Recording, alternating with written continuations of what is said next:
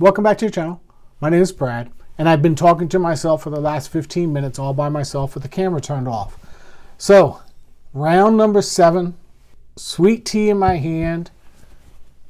Not a sweet tea episode, but stay to the end. It's going to be a little more relaxed. We're going to talk about Yieldmax. Got the Yieldmax here in front of me. So Yieldmax, 60%, 20 cents. I will not buy Yieldmax. Won't do it. There's funds that I don't like. I'd rather hold the individual ones that I like and not the whole bundle. Just me. Why MAG? Warming up to it. Still won't buy it. But hey, I'm starting to like more and more of the Magnificent 7. They're slowly coming back around, and maybe 2025, Magnificent 7 might lead the way again. Don't know, but I've been reading a lot about it here recently, and a lot more articles are coming across my desk talking about them, so it stirs my interest. Now, Google, I think they're getting close to a buy. I'm going to do a video later this week, discounted free cash flow. I think entry point might be getting close for Google. NVDY, love NVDY. 10 years, 5-year plan. I think the next 10 years is all NVDY. Who knows? Maybe some other chip manufacturer can get in the game. I don't think so. I think they're at the right place at the right time. Dips, I don't hedge. Just don't do it. Jay, if you don't know, runs a hedge fund. He actually has a ETF that hedges. And guess what? It doesn't do very well. So even the pros can't hedge very well. So why are you going to hedge? That's crazy. That's crazy talk. Don't hedge. Go long. Unless you're going to see the economy really dip, and then you can hedge. Facebook. The only thing I like about Facebook is they publish their AI so you can run it on your laptop. So when you have no power and everything's out and you want to run your AI, you can run it on your laptop. My new laptop can run AI. Love it. Remember, stick around. Sweet tea coming at the end. Just a little talk. Hey, gold, 60 cents. GDXY. I'm looking at my screen. Just lazy today. Right? Looking at my screen. 43%. Not bad. Just don't know enough about gold. Sorry. But Alibaba, BABA or BABO, what they're calling it. Now, you know China's pumping money. That might be something to get into. I haven't done a review. Maybe that'd be in my list too. Maybe I'll get that one done sometime. That's going to be interesting because China's pumping money. That might be something to look at. JP Morgan, I am not a Jamie Dimon fan. He didn't like crypto. Anybody that didn't like crypto, turn your eyes and give him a little frown. Now he's all about crypto. Okay. Don't trust the guy. That's just mine. I don't know anything about MRNY. No clue. Maybe that's something I need to look into. Don't know. And then this new one, PLTY. I know the underlying. I need at least a month's worth of data before I say anything about it. We'll see. That might be something, but we'll see how that goes. Who knows? All right. Let's talk about AMZY, because you know I own AMZY. Next chart. AMZY. Until recently, it was outrunning Amazon. This has come from Portfolio Visualizer. I didn't run this in Excel. But every dip, they've been above Amazon. That's something telling. I like it. All I'm going to say is I like it. I like where it's going. I see my $50,000 has grown into $70,000. This does reinvest everything. That's healthy. That is something I like.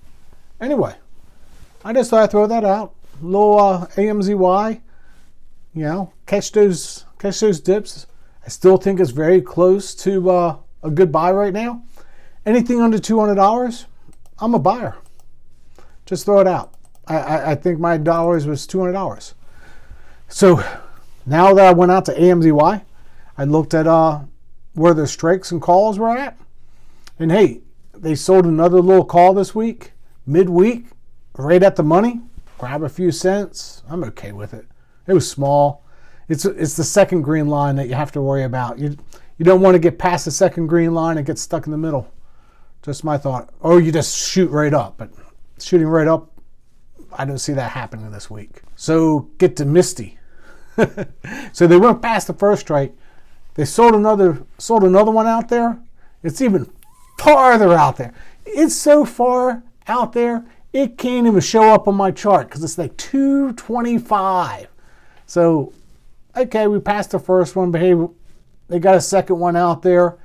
We probably won't pass it anytime soon. And we're going to call it good. MSTY is a 5-year play. I like it.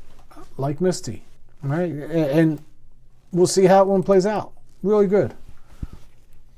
So NVDY, I noticed that they got the 2 calls out there. Still looks good. Still haven't hit them. I'm good. I didn't think that would hit them this week unless something changes. Don't think it will. Don't think earnings coming out. I want to start putting earnings on these charts.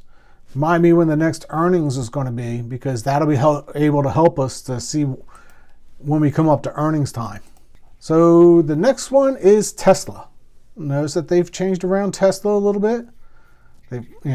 But at the end of the day, it's hanging right there and it's going to be flat. As long as it's flat, you can see the earnings is coming up. Earnings is going to be where we're going to see any big changes. I think we'll be flat. I mean, we're going to have CPI and some other stuff come out, but I didn't think that's going to be anybody driving the market 10-15%. Coin. I was wrong about coin. Thank you to the subscriber that pointed it out that I only caught on their call spreads. I only caught the spreads and I didn't get the calls. But right now, you haven't even hit your first call. We're halfway through the week. Probably not going to hit your calls this week.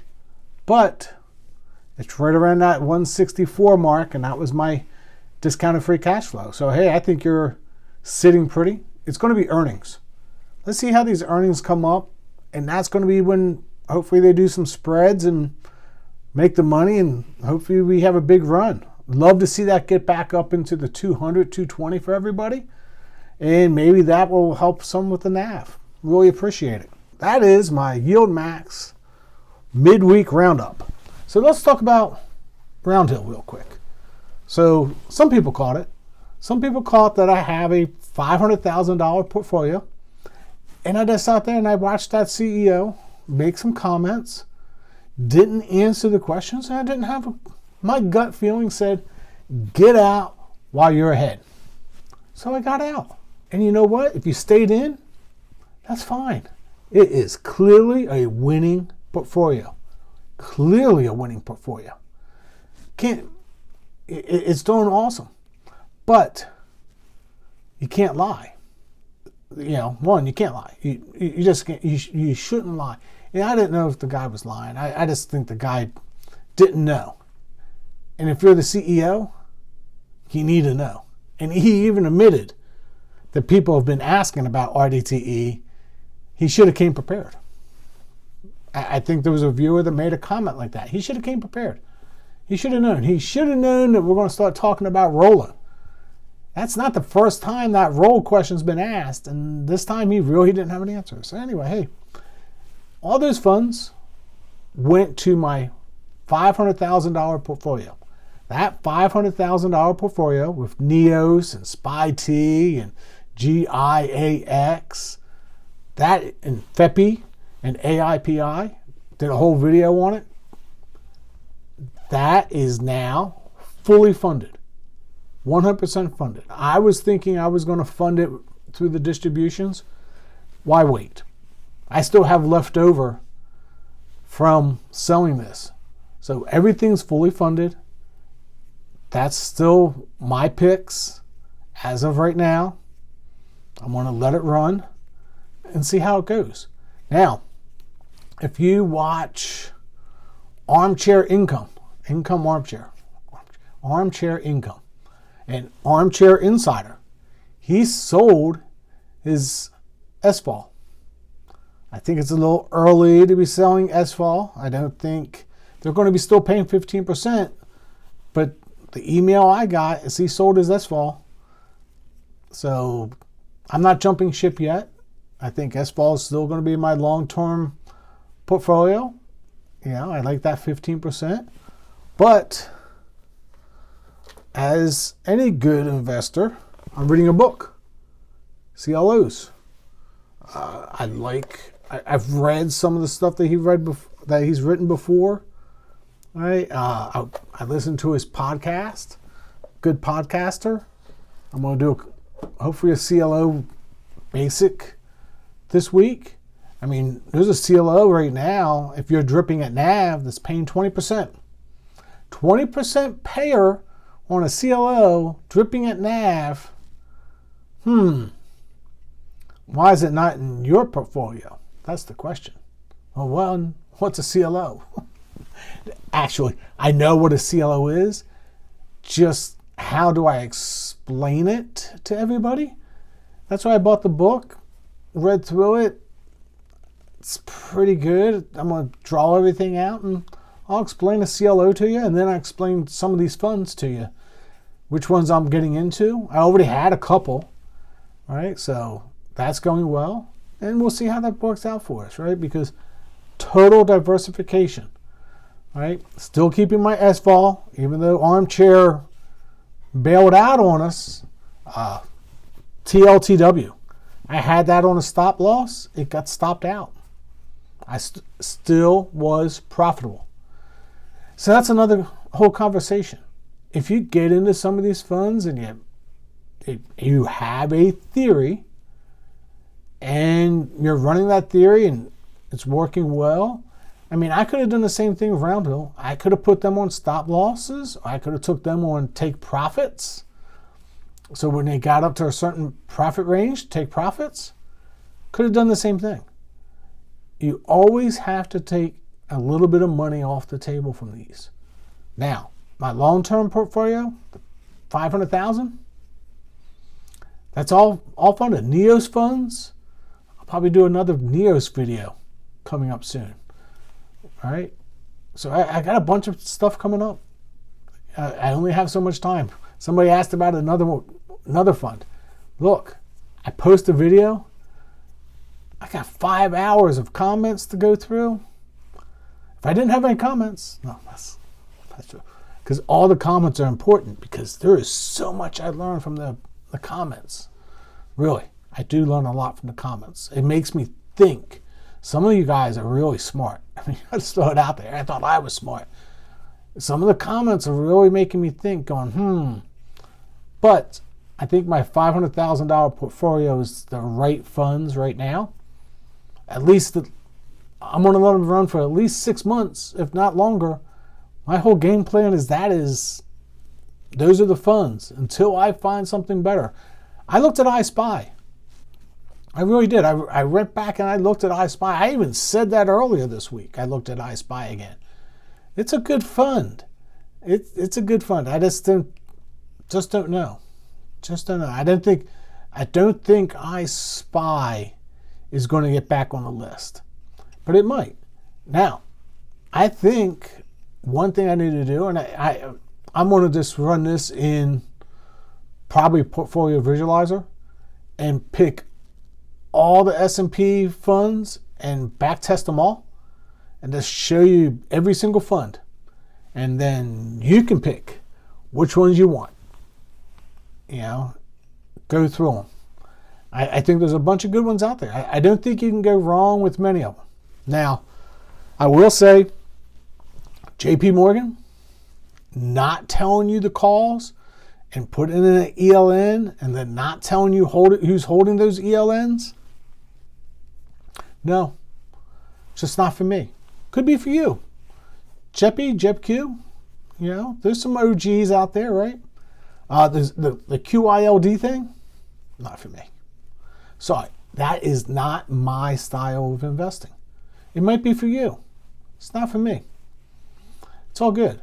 There's multiple styles. I need to cover QILD. I think that's an interesting one, but it's just not for me. It could be for you. It really could. If it fits you, go for it. If it doesn't, move on. but at least I think I should at least cover it for us. I'll tell you what I think. Beyond that, that's going to be the end of this video. It's a little more relaxed. It's Wednesday afternoon, hump day. I'm going to post this up. I'm going to go have dinner. Maybe answer some comments tonight. Read my new CLO investing book. I think I'm on like chapter 3 already. All right, make a video this week about CLOs. 20% earners.